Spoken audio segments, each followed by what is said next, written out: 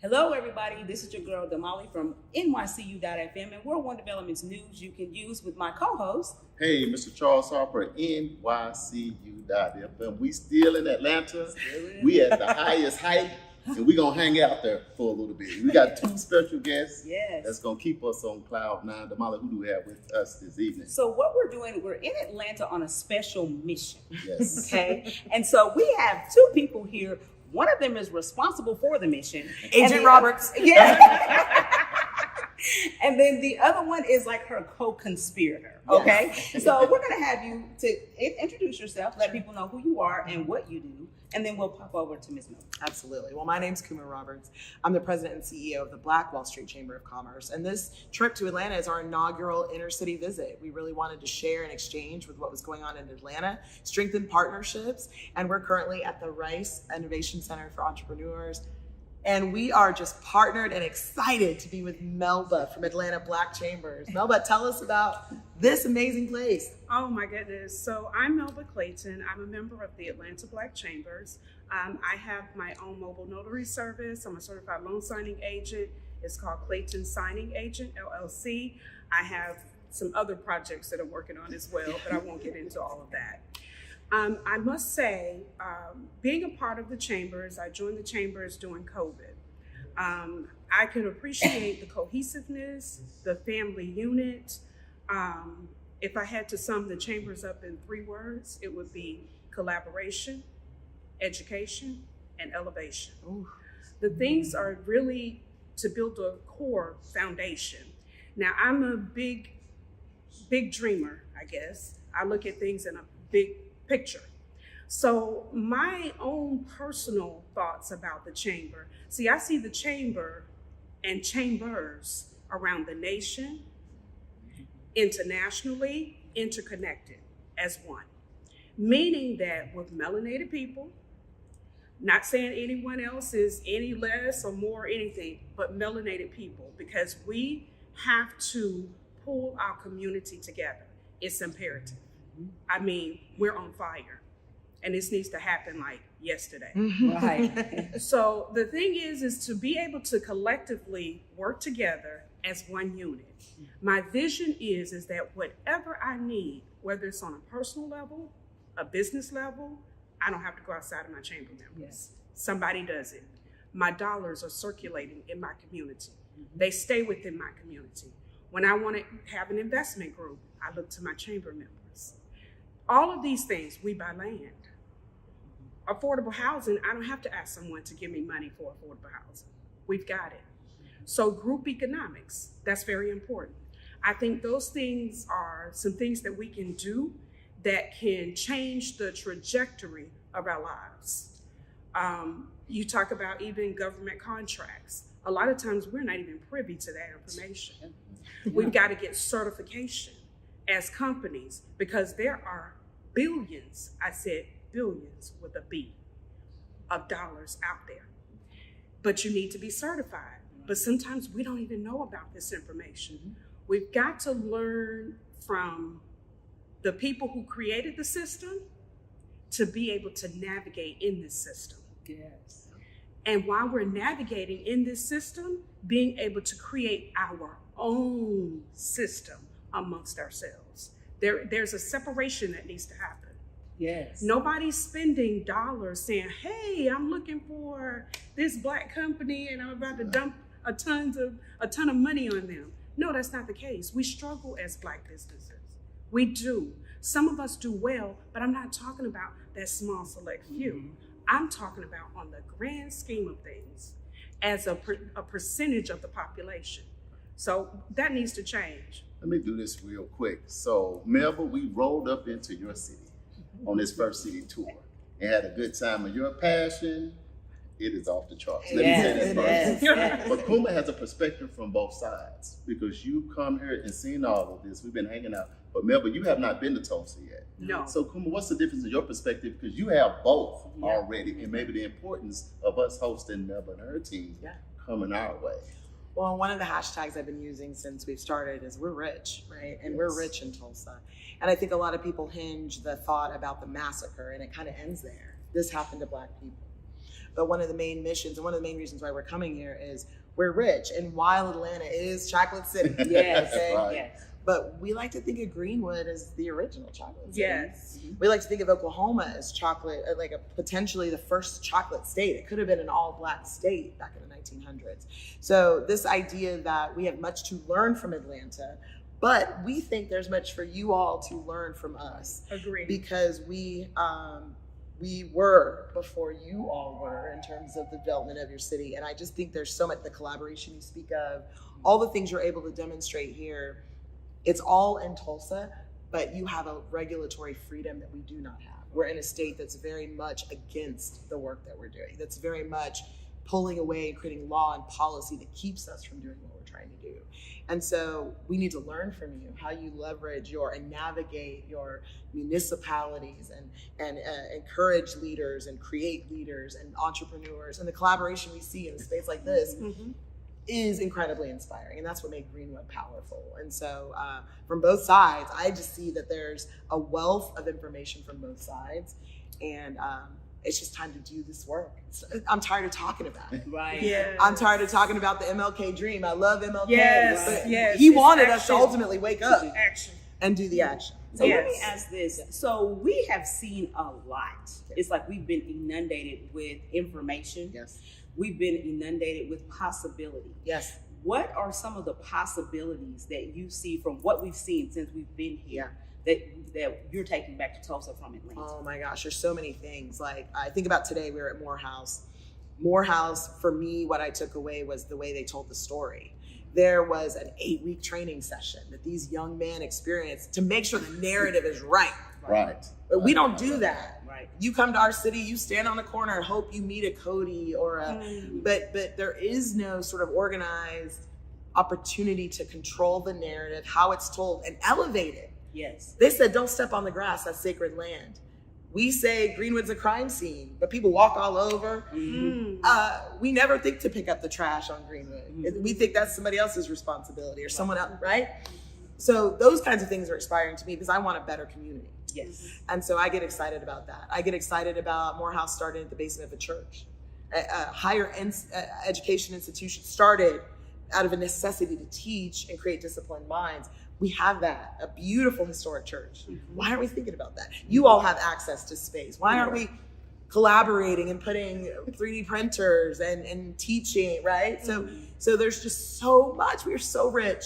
And I want us to begin to asset map, create those alignments, and really systems build at a level that's up here. I think we've been mired in the struggle and operating from a very low mental mindset. Yes. This was to raise that. Are we talking to iHeart? We in here at the Rice Center. We had Jay Bailey in front of us. Right. I mean, we are not playing small, and Tulsa's definitely trying to play like our big Atlanta. There you go. Wait. Well, we're still all in learning mode. Yes, Let's not forget yes. that. But I think when we come together as one, we are powerful. I mean, a complete powerhouse. Because I think just really engaging with you all, just even to meet you all. You know, I'm fortunate enough that I could just rub elbows with you all. Same here. I myself am looking forward to going to Oklahoma because I've never been to Oklahoma before in my life. But I need to learn the history. Yeah. I need to collaborate and galvanize people that are part of the Atlanta Black Chambers and Rice to be able to have a delegation to what? Learn about the history. History is so important. Yes. You've got to know the history before you can move forward and start creating the future. But we've got to work together, and we have to be committed. Resiliency, you can't throw it out the window because there will be roadblocks. Yes. There are roadblocks. But we always have to remember, we figure out how to circumvent those roadblocks. And we continue and working together, collaborating with each other, learning from each other. Because you speak of chocolate and you speak of original. Well, in a box, just like Forrest Gump said, you never know what chocolate you're gonna get. Yeah. But guess what? When you bite into those chocolates, all of them taste wonderful, right? You're Right. Let me do this real quick. Collaboration, man. We've been talking about that since we've been here. Yes. So we're just gonna drill down a little bit more and ask y'all to add y'all secret sauce to it. So let's break down 3 things when y'all think as chamber leaders. Collaboration is going to mean this, and I think this will make it work. Just 3 things. 3 things. For me, this sounds simple, but meeting people, meeting other chamber members, talking to them. Because I learned about businesses that I didn't know anything about, a chamber in a whole nother state, having that conversation, meeting me, but being intentional about making that meeting happen. So actually going back to the drawing table and saying, hey, we don't know, we've got here the chambers, we have the Urban League, we have the Atlanta Business League, but actually making a concerted effort to write down, hey, these are 3 people that I'm not, you know, that I'll make an effort to meet. I myself personally, I do that with my business. I love to talk to people, as you can see. But I learn about people. And I'm not a surface person. I really learn about people. Because when you learn about people, you can engage with them on any level, business, personal, and they give you nuggets. They bring you nuggets. They bring them and lay them right at your feet. So I think just meeting people, just what, you know, the Black Wall Street has done, the Black Wall Street Chamber has done, this is very important. I mean, because this wouldn't have happened if we hadn't done this. But also thinking about others that can come into this, and we can make this just a unified, you know, project that comes to fruition. So collaboration, I think also the energy, bringing the right type of energy. And then my third one would be leadership. Leadership matters because just because someone possessed the title of leadership, that doesn't mean that they're a leader. It's important because it determines the direction in which you go. So you've got to have a leader that encompasses a lot. They're very grounded because they are leading people. Either you can lead them into the fire or you can lead them into paradise. So you have to be very conscientious about the leadership and the vision of that leadership, because sometimes everybody's not on one accord. So you said meeting people, being very intentional, and having the right leadership is your secret sauce. Yes. To a real collaboration. And we're going to pass the Black Wall Street Greenwood. Ms. Kuma Roberts, CEO and President, the Black Wall Street Chamber. Kuma, collaboration, we say it all the time, but when it's time to just drill down on it from your experience, if we do these 3 things and put that secret sauce on it, I feel like we will find success. What is that for you? I think unified message is one.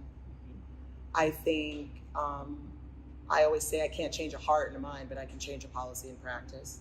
So we need to move into legislative elements to really move this needle. And then lastly, I would say it is, you know, Cody talks about bee versus fly mentality. And he said, we've been literally taught to be flies, right? Just land on something, fly off. But there used to be a feeling for Black people where we were bees. You sting one, we all come in to sting because, you know, you hurt us. Yes. And we need to get back to that. And so part of this trip for me was wanting to showcase just to the people in Tulsa that we can work together.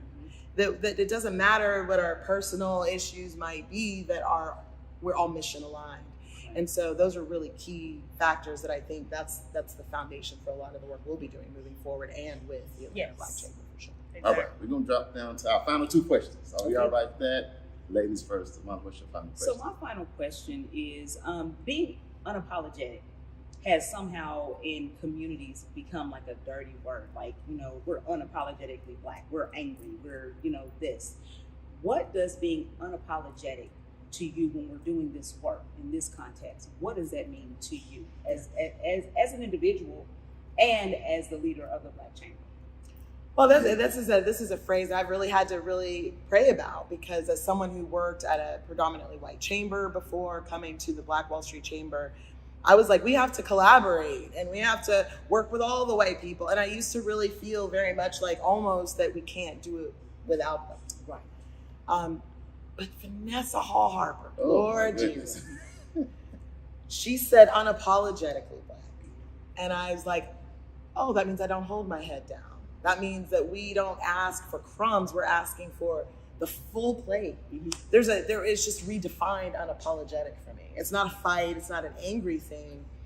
There's just an unapologetic acknowledgement of the Blackness that is the magic that we have.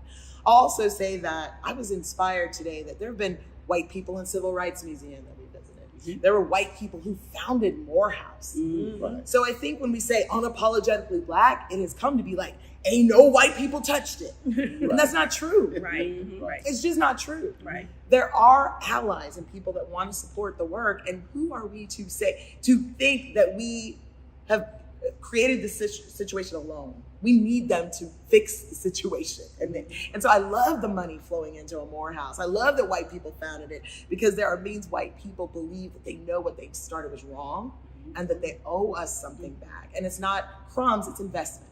I don't want crumbs, I want investment. Don't talk about charity, I want investment. Exactly. And that's a mindset change. So.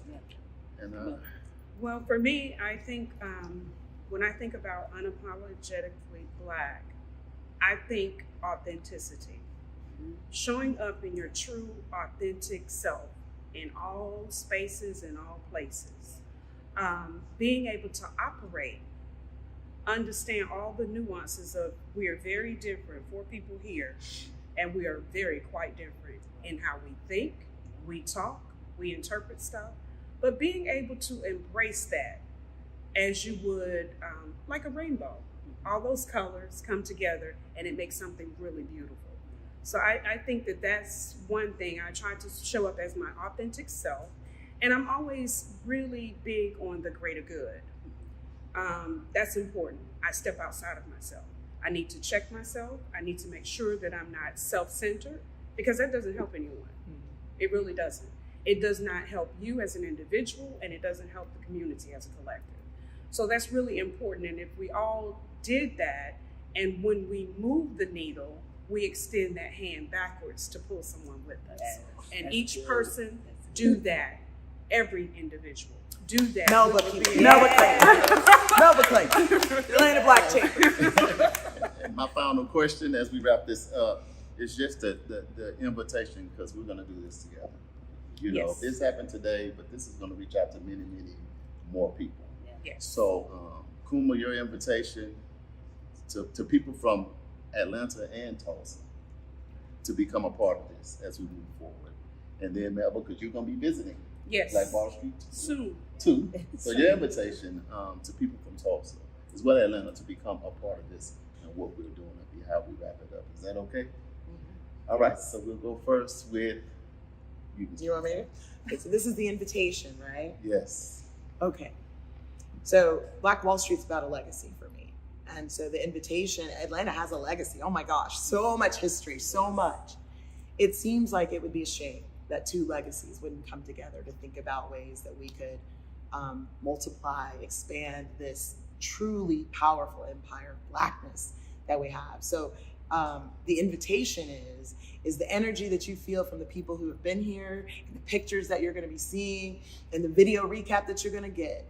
Feel that energy and know that it is real and that all of us felt it. And I'm ready to feel that ripple effect of how it ripples through our community, how people get excited.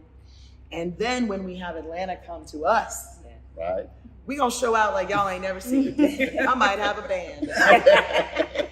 But I think Black people need to celebrate each other. Yes. Celebrate us coming together. And I don't think people realize that we don't do that enough. Yes. So I'm looking forward to that. Yes. That's the invitation. The invitation for me is to invite leadership from both organizations to come together with a plan, next steps, Yep. Intentional steps.